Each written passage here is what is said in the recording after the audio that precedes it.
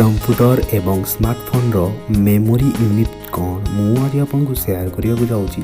आपण मोबाइल किंबा computer data storage विषय कौन जानते आपण जदि जानी ना वीडियो को लाइक करूँ शेयर करूँ। मु आज आपको शेयर करने जाऊँगी कंप्यूटर रो मेमोरी तथ्य विषय रे स्मार्टफोन रो मेमोरी तथ्य विषय रे।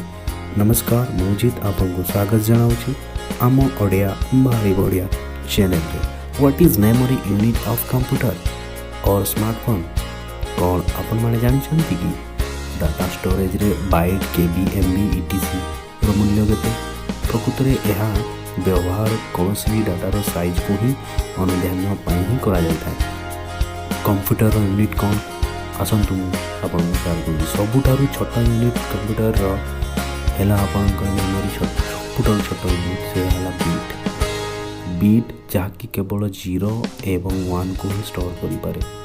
0 इक्वल टू ऑन एवं 1 इक्वल टू ऑफ होता है। द्वितीय आसे आपनकर बीट पर हैला सेकेंड रे आपन निबेल 1 निबेल इक्वल टू 4 बीट। गोटे निबेल रो मूल्य हैला आपनकर 4 बीट 4 बीट होता है। थर्ड रे हैला बाइट 1 बाइट इक्वल टू हैला 8 बीट 8 बीट रे आपनकर 1 बाइट होता है। 1 बाइट इक्वल टू 8 बीट मन रखंడి।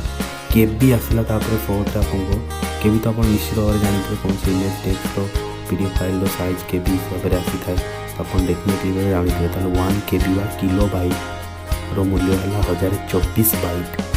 1 केबी इक्वल टू 1024 बाइट बा 1024 byte.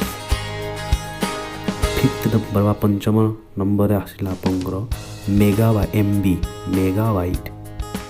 1 MB equal to 1024 KB 1 MB equal to 1024 kilobytes बा केबी अटे। मेगाबाइट जोटा आपण मेमोरी जे आपण व्यवहार करछंती 512 MB थिला आपण तो सेमिति मेमोरी कार्ड एबे तो एक्चुअली माने जीबी ऊपर ही मेमोरी सब आछि। तापर आसिला आपनकर जीबी जोटा हाई क्वालिटी मेमोरी सब आछि एसडी कार्ड रो कि इंटरनल रो।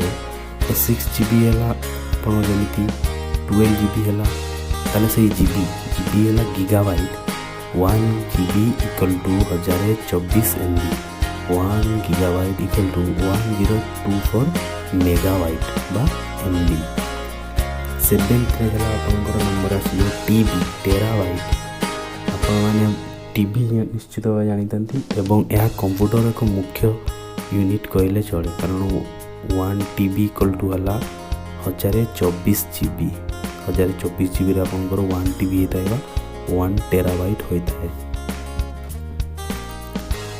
8 नंबर आपनकर आसीजिवो पीबी पेटाबाइट रो मूल्य है 1 पेटाबाइट इक्वल टू 1024 TB बा टेराबाइट। जानीपारे आप पेटाबाइट पीबी रो मूल्य 1 पीबी रो मूल्य है 1024 टेराबाइट वा टीबी। तापर है 9th रे ईबी एक्साबाइट है आपनकर 1 EB इक्वल टू 1024 पेटाबाइट वा टीबी होता है।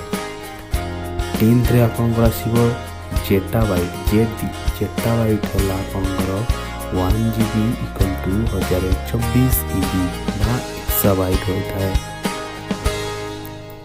11th रे आप आसीबो ब्रंटाबाइट होता है जहाँकि आपण मैंने अनुमान करिपारुछंती यह केते मात्रा अधिक स्टोरेज होइतु 1 BB माने brontobyte 1 brontobyte equal to 1024 zettabyte 1 brontobyte equal to 1024 zettabyte वा जेबी। एवं शेष जोटा 12th नंबर आप सबुठारु बड़ कंप्यूटर यूनिट वा सबुठारु अधिक मात्रा डाटा स्टोरेज मेमोरी स्टोरेज जोटा हो जीओफाबाइट है आपंकर कंप्यूटर सबुठारु बड़ यूनिट 1 GB वा जीओफाबाइट इक्वल टू है 1024 BB 1024 ब्रंटाबाइट है आपंकर 1 जीओफाबाइट होता है।